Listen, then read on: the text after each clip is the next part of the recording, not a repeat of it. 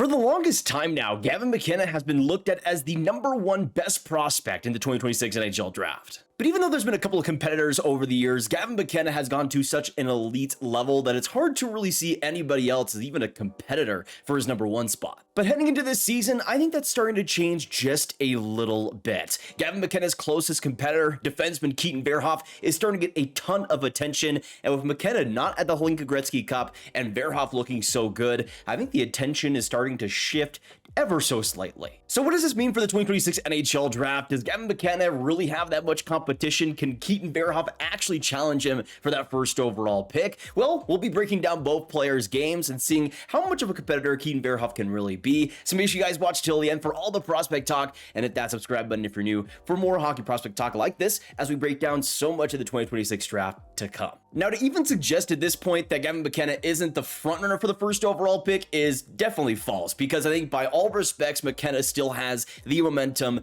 and the attention to be that #1 overall guy, especially heading into his draft year season in the NCAA. He did basically about as good as you could have asked for in any way. I mean, so much better than even a player like Connor Bedard and the hype that he had. The point production before his draft year is just insane. 129 points, 88 assists in 56 regular season games, 38 points in 16 playoff games for Medicine Hat. Basically about as dominant of a WHL player as you'll ever see, not even in his draft year yet. So just unprecedented scoring. Of course, there is still his NCAA freshman season to come, but I don't think he'll have much of a problem transitioning onto the NCAA, especially the Big Ten, where it's a lot more skill and speed based. McKenna, of course, thriving in that type of environment, I think he's going to do just fine. I don't see the 100-point type of season that some people are projecting, but I think around a Macklin Celebrini freshman season, which was about as elite of a player as you could have entering the league, I think is pretty realistic. Really, the only thing that I thought was maybe a problem for McKenna long-term was his physical build and how much muscle there was there. It was improving over the course of his career in the WHL, but that was something that I think long-term in the NHL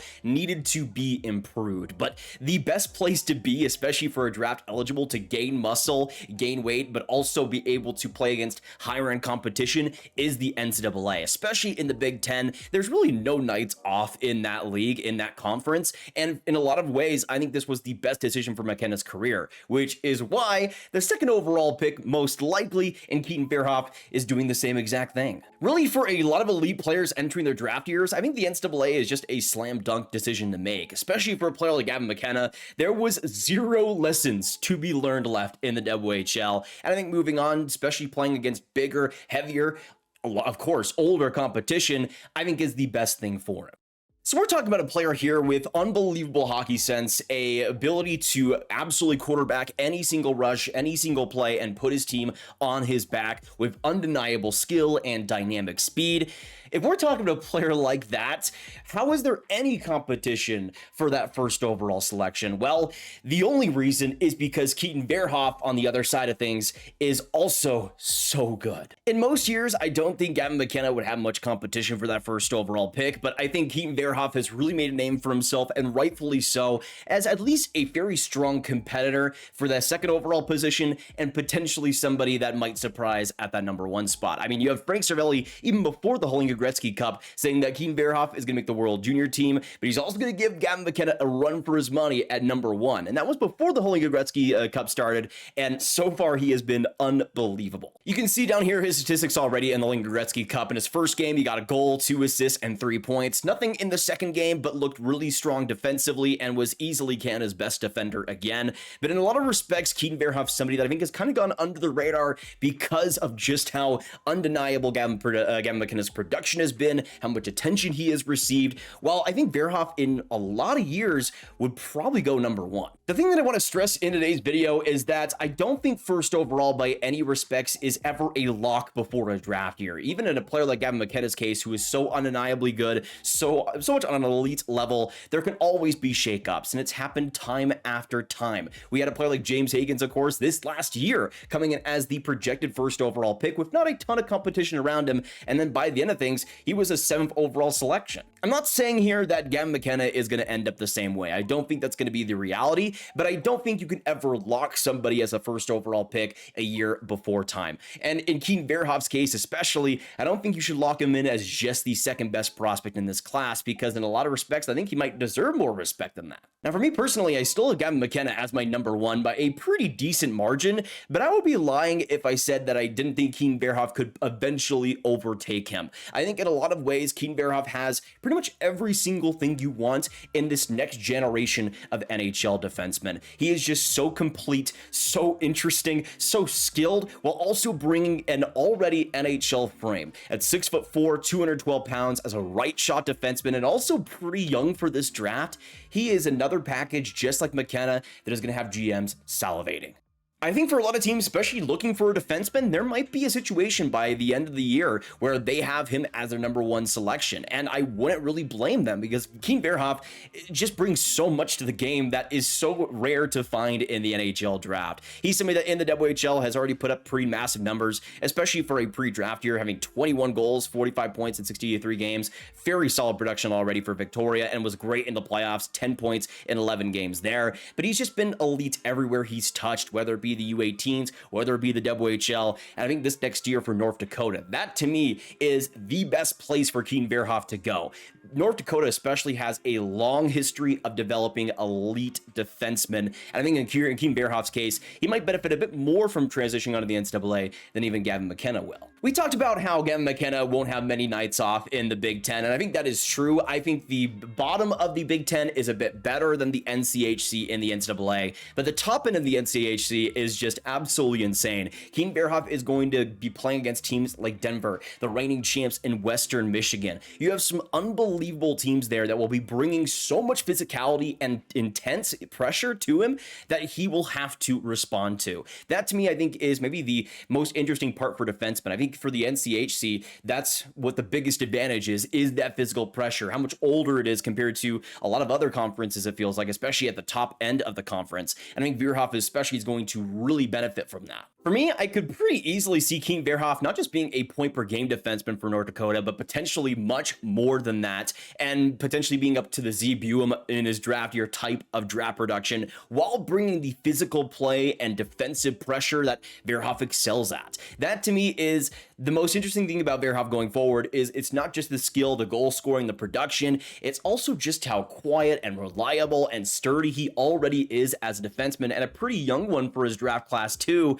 Again, I'm just saying so much about Verhoeff that I love. It's just hard to find many issues in his game right now. And even though I don't necessarily agree with it always, I think for a lot of teams out there, if it continues this way, where McKenna has a great NCAA rookie season, Verhoeff also has a great NCAA rookie season, I think a lot of teams will prefer the 6'4" right shot defenseman that is as good as he is defensively, while putting up the fantastic goal scoring, the IQ all over the ice, how much he can quarterback a rush on his own too. I think for a lot of teams, by the end, they might prefer the defenseman. And for a lot of teams, I think that's just simply always going to be the case. Especially when you have a player like Gavin McKenna, who, even though I think will be able to bring on some muscle and some more added physical play, is still a smaller forward and as well a winger. And even though I don't think it is fair to him, for a lot of teams out there, I think they'd rather take the 6'4" defenseman over the 6-foot wing, even if there might be a bit of a skill difference. Especially over the last two drafts specifically, it seems like there's been a big correction towards drafting even more size than teams did before, prioritizing that in the draft. And I think for whoever ends up drafting Keaton Verhoeff, it's going to be a big reason as to why they draft him. This is an Alex Pietrangelo, big-time type of defenseman that you're going to have as a top pair D for a long time. And especially for a lot of teams out there, that's something they can't really pass up on. But especially with how good Keaton Verhoeff has been playing at the Lincoln Gretzky Cup so far, really being Canada's best player, I think by a pretty clear margin so far, that to me, I think is really going to bring a lot of momentum to his draft year. Even though I don't put a ton of stock necessarily into the Lincoln Gretzky Cup, I think for the top end draft eligibles, guys like Verhoeff, it's a great opportunity to really cement themselves as top picks. And I think Verhoeff is going to do exactly that for the rest of the tourney. Really, this has been the best hockey I've seen Verhoeff play. It's a pretty high bar, I would say, but he's somebody that's been able to surpass that and really gain a lot of momentum heading into his draft here. I don't really have many doubts that he's going to be a top NCAA defenseman already. It'll depend on guys like Cole Hudson, how they do in this next season, if he's going to be the top defenseman of the NCAA this next year. But if he is number one, I'm not necessarily shocked. Now, of course, we're talking about the race for first overall. We got a race between a forward and a defenseman, so a lot of it could come down to team need and who gets that first overall pick to decide who actually goes number one. I mean, last year it was a bit of a similar situation with Matthew Schaefer and Michael Misa, and of course the Islanders trading away Noah Dobson and really needing that number one defenseman in the future. Schaefer was a no-brainer for them. But in this year's class for the tank mode, I could see a few teams surprising quite a bit. You go on Tankathon and see some of the teams that are listed to be near the bottom of the standings. Chicago, I think, would pretty easily go Gavin McKenna. They got a ton of D, especially on the right side. You got Sam Renzel, Lev Shinov. You're already pretty locked in there. And I think for Chicago, especially getting a top tier left wing is actually a bit of a need for them. So I don't think there's much of a competition there. San Jose, though, I think is a massive question mark. I think they'd obviously love a Gavin McKenna, but they've drafted a lot of D coming out of the WHL recently. They really need a number one right shot defenseman for the future, especially a bigger one. I like Eric Polkamp. I think he's solid, but I don't think he's going to be a top pair defenseman for them. I think, especially in a lot of ways, Verhoeff will be able to complete that roster completely. And I think for San Jose, they have quite a few good left wing options already. You got Eklund, you got Musty, you got Chernyshov. So I don't think it's necessarily a need, though obviously McKenna would be the number one there for sure. Seattle, I think, could go either way. They're a team that I've always thought could use that number one right shot defenseman, but they never seem to want to draft them, though they always go for centers. So maybe they don't want Gavin McKenna because of that. I don't know.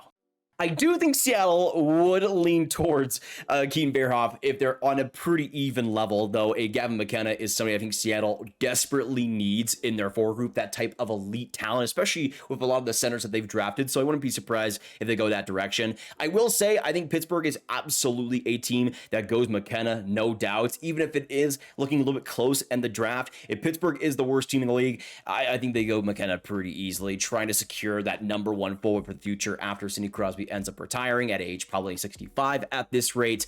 Going through the other teams, Boston I think will be a little bit better than in this position, but they're a team I wouldn't be surprised to see going after the bigger defenseman with how the Bruins operate. Anaheim, I mean, I don't think they should be at the bottom of the standings, but they are again. I mean, Gavin McKenna, of course, would have a lot of hype there, but I could see a team like Anaheim with all of the prioritization of physical play going after a defenseman instead. Buffalo, I want Buffalo to be better than this, but let's be honest, they probably won't. Though I think they're a team that cares a little bit less about the physical presences than other teams out there, so I think McKenna would make a lot of sense. Philadelphia probably would be a team that I could see in this range, though I think they're a team also that might be prioritizing defensemen, especially with how they already have Matthew Michkov. They already kind of have their number one dynamic forward, so I could see them leaning D. And then the Islanders, they're a team I could pretty easily see being inside the bottom five of the standings. They're a team that, of course, just took Matthew Schaefer at number one, though I think because they did that, it makes them a lot more willing to take a forward at first overall, especially a more smaller one. So I think they probably lean McKenna if they end up getting that first overall pick yet again. So as you guys can tell, I think it's a little bit more close in terms of what the team needs are than maybe the perception might be. Of course, it'll all depend on who actually wins the draft lottery, who wins first overall, but I think there's a fair amount of teams that could be in the bottom five, bottom 10 of the standings that win first overall and prioritize the right shot defenseman there. I mean, a team especially like a San Jose desperately needs a Keaton Verhoeff on the team. They would easily take him at second overall, and I could see first overall really being a hot debated topic within that draft room. What I'm saying here is that it feels like for a lot of NHL drafts recently, being labeled as the first overall pick heading into the draft year seems to be a bit of a disadvantage for some players. It brings a lot of lofty expectations. It brings a big bar to reach, and if they don't end up reaching that, they get viewed as a disappointment. I mean, James Higgins, I thought, had a great freshman NCAA season. Wasn't unbelievably good, but I think was much better than the perception was led on. But I think because he was so undeniable heading into his draft year, was dominating every single league and tournament he touched, because he wasn't unbelievable in his freshman NCAA season, I think a lot of disappointment carried that reputation behind him and led to him potentially dropping in the draft. I just don't want to see the same thing happen to Gavin McKenna if he has like a 50-point season and people label him as a bust because he didn't hit the Paul Kariya numbers that some people were expecting.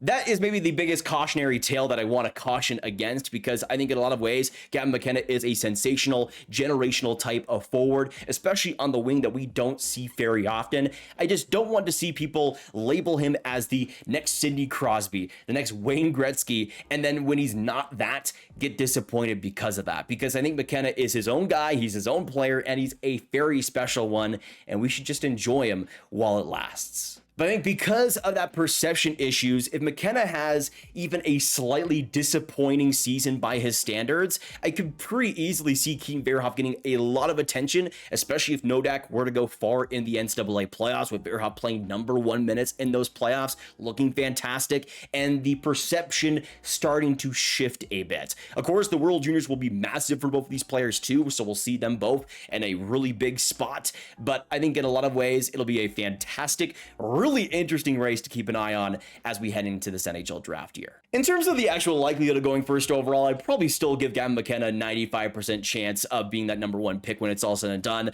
but I would caution for people to not be surprised if Keaton Verhoeff gains a ton of attention, and to maybe not be so restrained against it, because we have seen a ton of times in multiple draft years how much things can change. I mean, Shane Wright ended up as a 4th overall pick, James Higgins as a 7th overall pick. Crazier things have happened, and I think Keaton Verhoeff is somebody that is deserving of your attention. Even if he doesn't go first overall, I think he's respectable as a Gavin McKenna challenger. But those are my thoughts on if we actually do have a race on our hands here in the 2026 NHL draft for first overall. Of course, this is going to be an interesting one with Gavin McKenna having so much attention on him. If Keaton Verhoeff is able to overtake him, it will be a fascinating story. But I'm just excited to watch both of these players absolutely kill it in the NCAA this next season, because they are extremely talented, and I'm going to have a lot of fun watching them, that's for sure. But let me know your thoughts in the comments down below. What are your opinions on the first overall race for 2026? Do you think Gavin McKenna has it locked in? Do you think Keaton Verhoeff could be a challenger? And how likely do you think it is for both players to be at that first overall position? And also, if you wanted to share your thoughts on your team that maybe would be in the dumpster next year, who you would rather take, who you think they might take, let me know all your thoughts down below. Of course, make sure you hit that like button, hit that subscribe button, hit the notification bell for more interesting prospect talk just like this. And if you guys want to click on this card, you can for all of my 2026 NHL draft content right there in one playlist for you guys to binge. A lot more is going to be coming in that playlist in the future. Don't you worry. But I'll see you guys in the next one. Make sure you have a fantastic hockey day and get some sun, drink some water. Goodbye.